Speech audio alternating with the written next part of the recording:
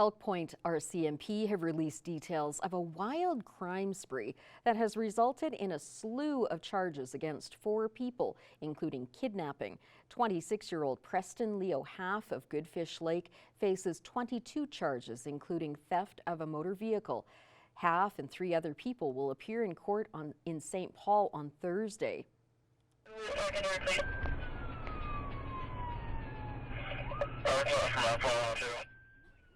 This dramatic RCMP video shows officers in pursuit of a stolen truck and a utility trailer.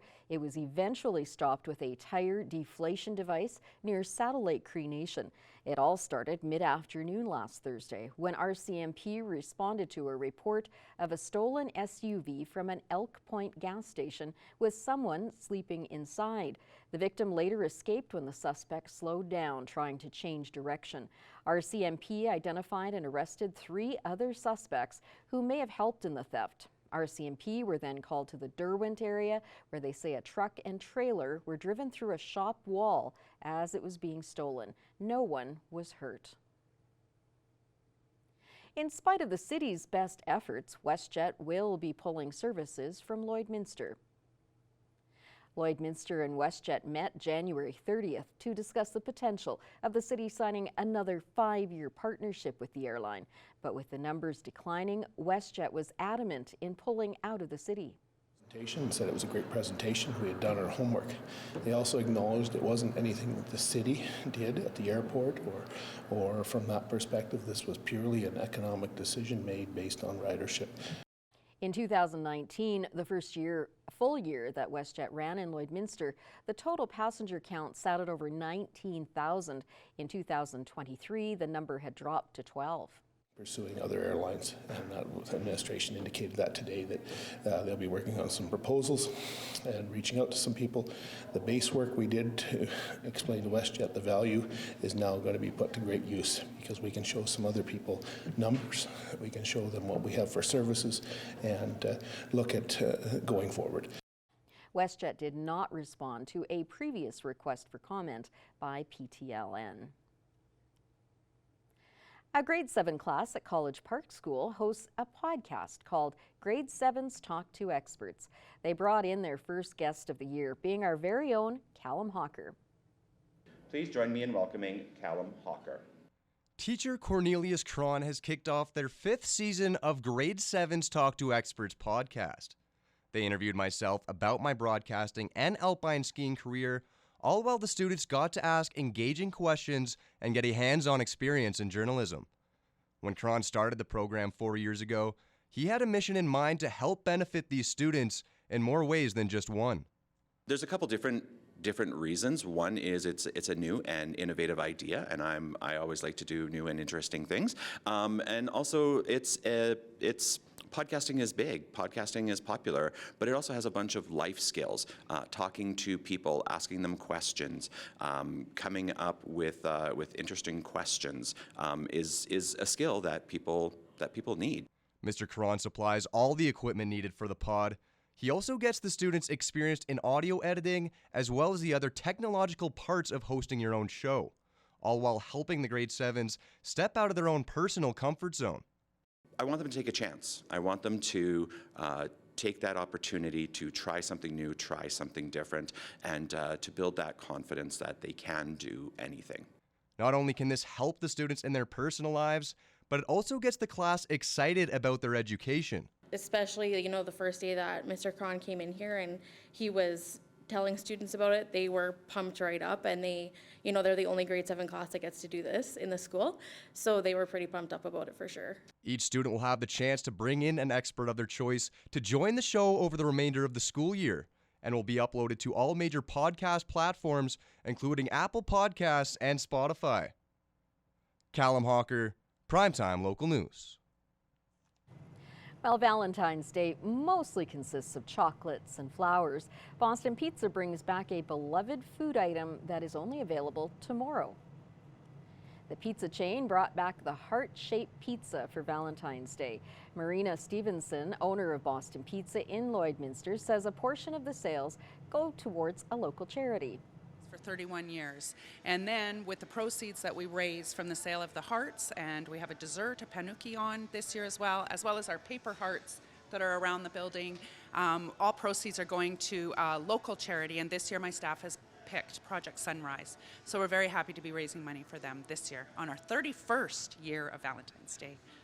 Project Sunrise is part of Lloydminster Health Foundation's wellness program. Stevenson says you can order the pizza through their website. Online takeout and delivery, but get your pre-orders in. We take only so many per hour per the 15 minutes, so get your pre-orders in, and yeah, we look forward to sending out lots of heart-shaped pizzas tomorrow. Boston Pizza is open tomorrow from 11 a.m. to 11 p.m. Callum Hawker joins me now with the weather, but first, a little bit about our shirts that we're wearing tonight. The Lloydminster Co-op's Kindness Wins merchandise is back, and of course, Kindness Wins is an anti-bullying campaign. Yeah, the thumbprint and the rainbow represent inclusivity, and these shirts, sweatshirts, hoodies are available at all Lloydminster Co-op gas bars, Lloydminster Co-op Marketplace, and Neilburg Co-op grocery store. All proceeds will go towards the local charity Beyond Borders Circle of Change.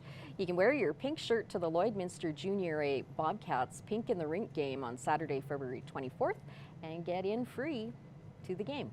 Yeah, exciting. That's going to be a good game to go to. The Bobcats have had some great hockey this year as well. But moving on to the weather, it's a little warmer than what it usually is in middle of February, but a pretty nice day outside. We got some sunshine, especially throughout the morning.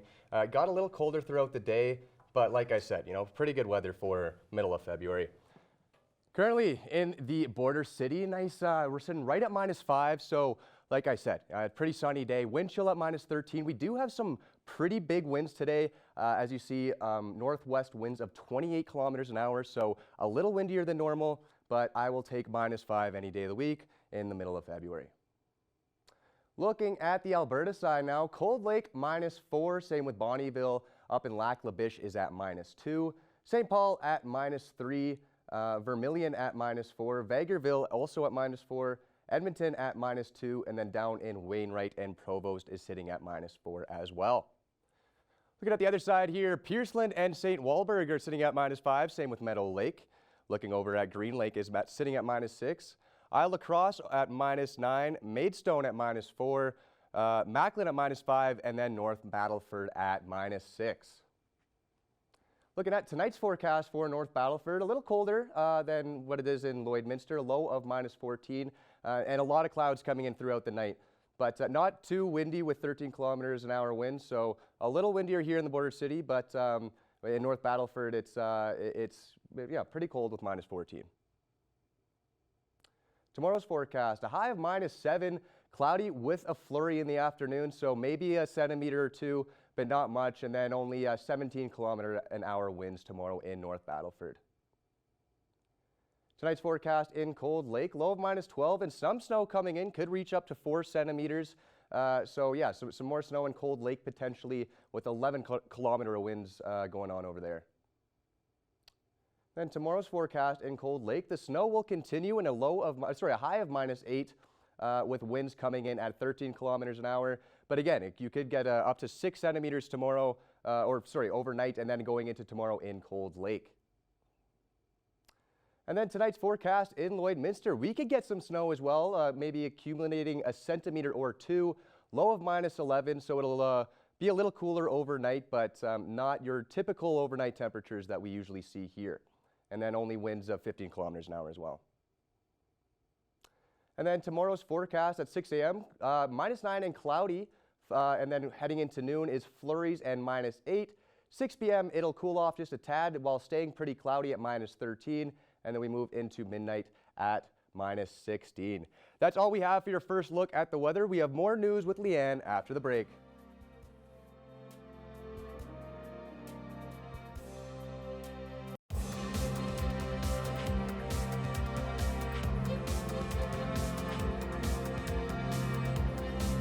The Provincial Masters Curling Tournament concluded on Sunday with the top men's and women's teams qualifying for nationals in Quebec. Our Ben Loan has a look at what happened.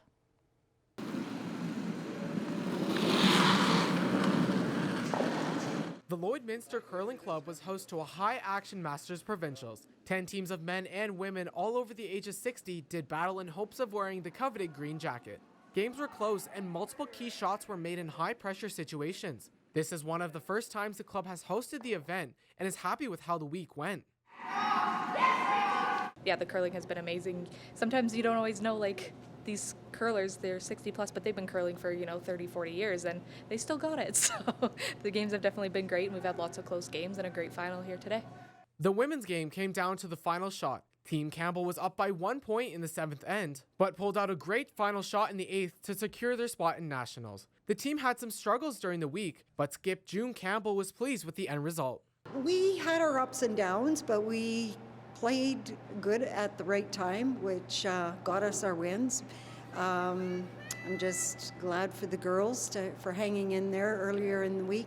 The men's game was a more open affair. Team Humboldt took the early 4-1 lead after 3 ends and won the finals by a score of 9-3. The team only lost 1 game in the tournament and hoped to continue that high level of play at Nationals. It's awesome to come out strong and get ahead, and then just kind of play well and cruise to the win kind of thing. So it was good.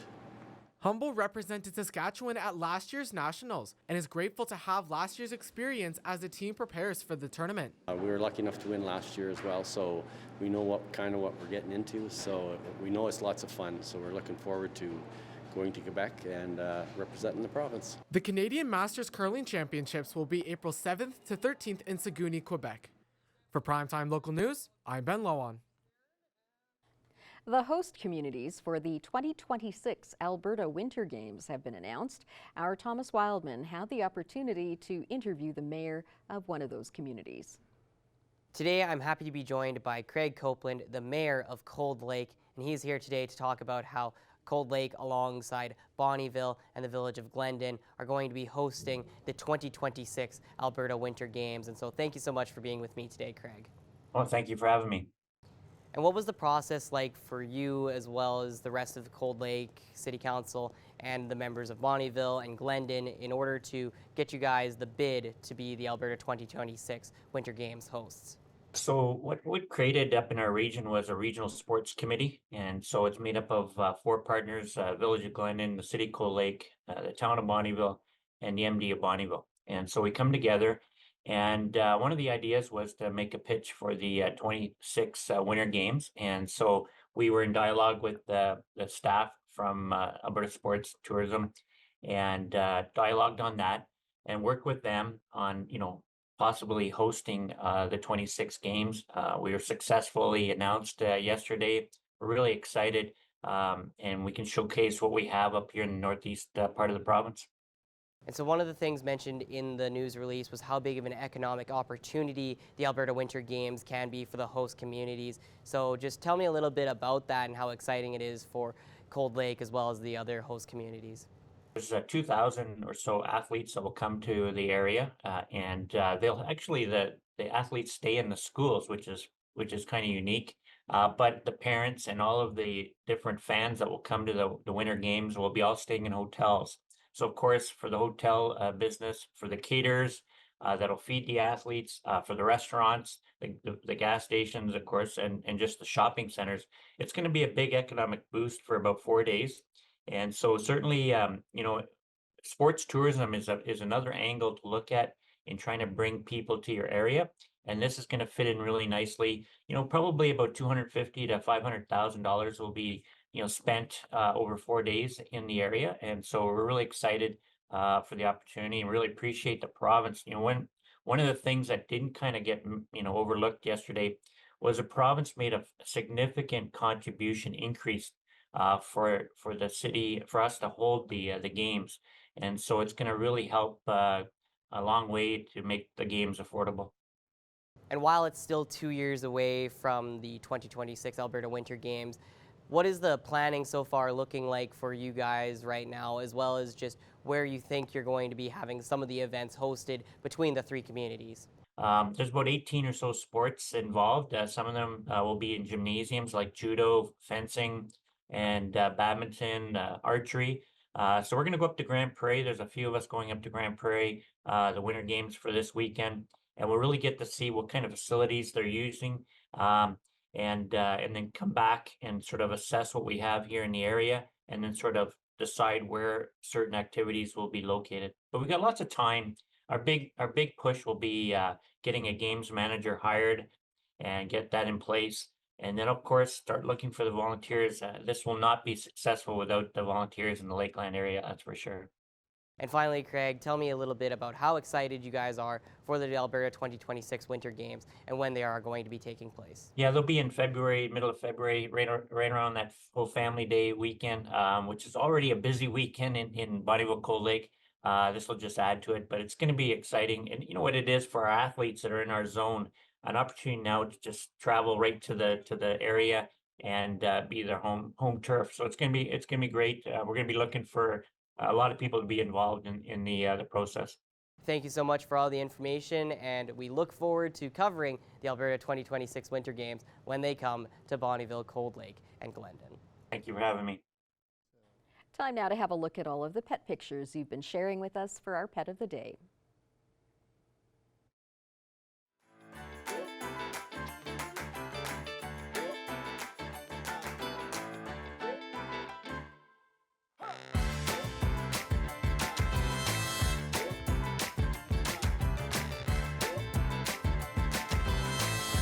We want to see your pet. Send photos of your pet and their name to have them featured on Pet of the Day.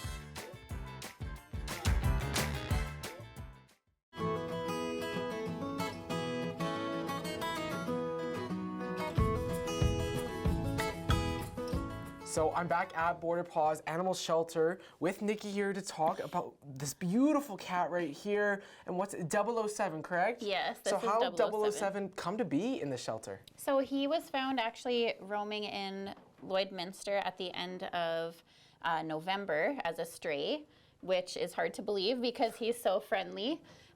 He's quite active and really likes to play. He gets along really good with the other cats, so he's enjoying his time in the cat cuddle room. We're hoping he could find a home with another cat to play with and maybe with some kids that will keep him busy and play with the cat wand and that kind of thing. But yeah, he's a really sweet guy. We haven't tested him with dogs, but he seems pretty chill. So as long as the dog was friendly, I'm sure he would do well with them as well. And he seems pretty hyper already. So Yes. what's it like sort of having a cat like this in a home-wise? Would you want more kids? You said you would want more kids, so would you just want more energy for the cat basically around him? Yeah, like he's kind of more, instead of he'll cuddle you, but he's fairly active and likes to play. So he's not like the chill cat that would sit with you all day. He wants to play and run around and play with a cat wand or chase some toys as well.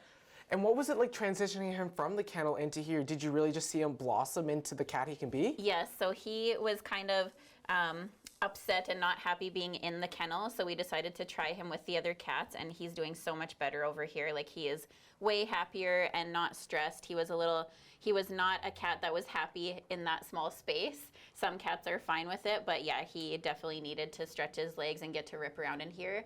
And we've actually seen him on the cameras ripping around in here with the other cats, chasing them through the tunnels, but playfully, so.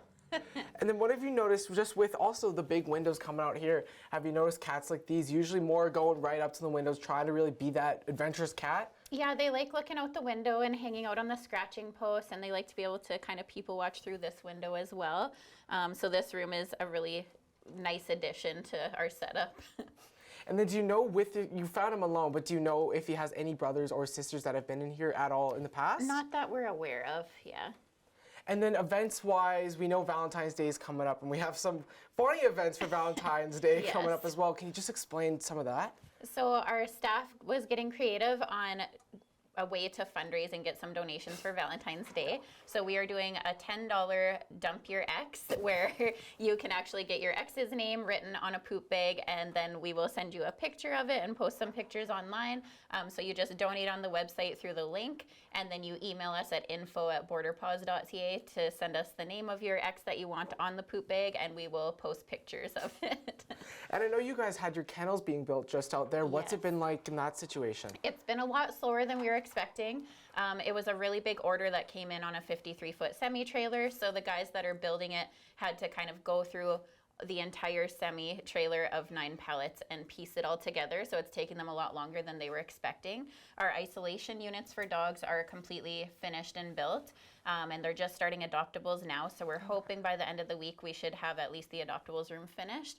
And we're really excited about them because they're just so much easier to keep clean and sanitized properly. They have their own drainage system for each kennel. So it's going to be a game changer for the kennel setup for sure. And then you guys are having an adoption event coming up this weekend. Yes. Can you give us a little more information about that? Yeah, so we are going to be hanging out with some adoptable animals at Pet Value in Lloydminster over by Superstore.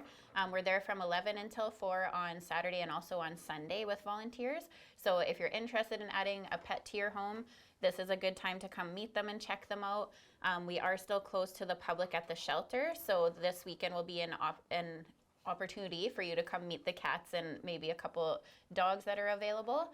And we are actually doing, again, a 50% off our adoption fee starting this weekend and running for till the end of February, actually. So, yeah. And then we always have the same final question for you. What are you guys in need of donations-wise? Yeah, so right now with our newborn puppies, we are in need of canned food. So we're going through puppy canned or wet dog food very quickly. So any donations of canned puppy food are greatly appreciated because our mom dog is eating them and the puppies are almost big enough to start eating them as well. And I'm sure these events will go off really well in the community. And I feel like 007 here, the Mr. Happy Cat, playing over with all the other three. Oh, he'll find a great home. Yes, he's pretty sweet. So hopefully he can find a home with other cats.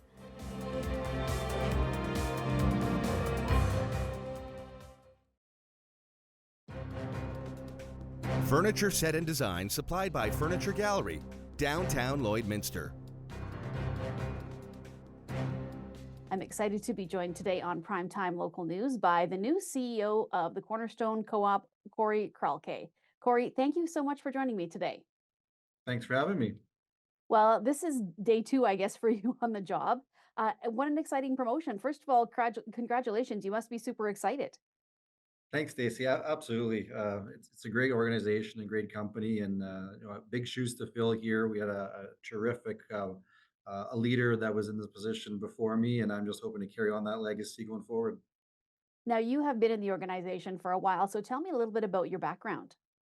Sure. So I grew up in central Saskatchewan, a small farming community, and grew up on a farm by Wadena, Saskatchewan. And got my first job at the co-op when I was 16 years old. Really traditional, co-op story where just, starting with humble beginnings, packing groceries, doing deliveries in a small community, small town that, the economy back then was a lot different than it is now, where it was hard to find work, and just one of the lucky ones in my class of a small town that able to secure employment. And you know what, one thing led to another, and there was just continuous advancements and opportunities and investments and development and education. And you know what, 26 years later, I'm in a role where I can influence and impact others, and hopefully pay it forward, to create and potential for the next leaders of our association. So what are some of your goals as CEO? Have you had a chance to kind of think about some of the things you'd like to do in this role? Absolutely, Stacy. I mean, we have a good strategic plan process, and I've been part of that. Like you mentioned, I'm with the with Cornerstone Co-op for 7 years. Would have been this March. So I've had played a key role, I think, in representing and developing that strategic plan. But I mean, short term, we're looking at the first year. I mean, just kind of getting settled in that new role. But obviously, we have lots of economic challenges, and the co-op is in a lot of different commodities, and we want to make sure that we continue to offer value and in tough times for our customers and our member owners. A little bit longer term, we'll continue to invest in our projects and upgrades. We have a lot of facilities. We have 24 locations in 8 communities. So there's always an upgrade process, making sure that we're still keeping things current and clean and relevant for our owners' use going forward. Um, Obviously going forward too. I mean, our community investment. One stat that we're really happy about and that we want to share and brag a little bit about is our $10,000 a day that we pay back to our members through community investments and donations and events throughout the year. So that number we want to sustain and even grow to even higher levels. So that comes with just a lot of operational excellence and customer focus. So that's going to be a bit of a longer term, and then continue to diversify. Looking at new projects and with what oil and fuel, what the future looks like. That's a big portion of all co-ops portfolio. So we want to make sure that we're diversified and just open to new exploration going forward. So if people are not currently a member of Cornerstone Co-op but are maybe thinking about it, can you talk about some of the benefits to being a member of the Cornerstone Co-op? Sure. I mean, our co-op is local, and I think that makes us different. Words like local and membership. I think that's a really busy space to be in. You hear a lot of organizations talking about that, but no one's more local than the dollars that are spent in your community going back into the community, and the co-op is leads the way with doing that.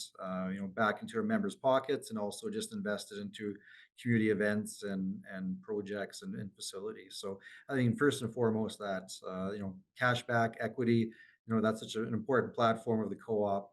As well, and of course the democratic member control is that you as an owner of the co-op get a say in where the co-op uh, progresses and advances and what it does in the future by voting at annual meetings and just having your say. So I think those are some really important differentiators out there, and why co-op is the retailer of choice, or it should be in our communities.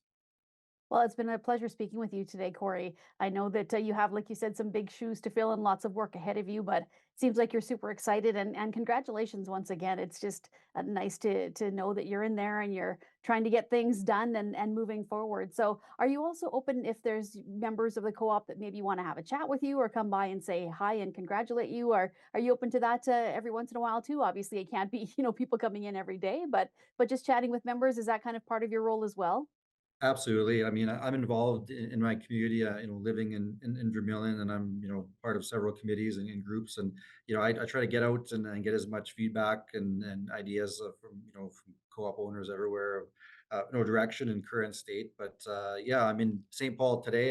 We also have an administration office here too. So we're working between both communities, but I always have a open door policy and just love to hear anything, feedback from owners. All right. Well, congratulations once again, Corey, and thank you so much for joining us today. Thank you, Stacy. And that is all that we have for you this evening. Thank you for joining us. Have a good night.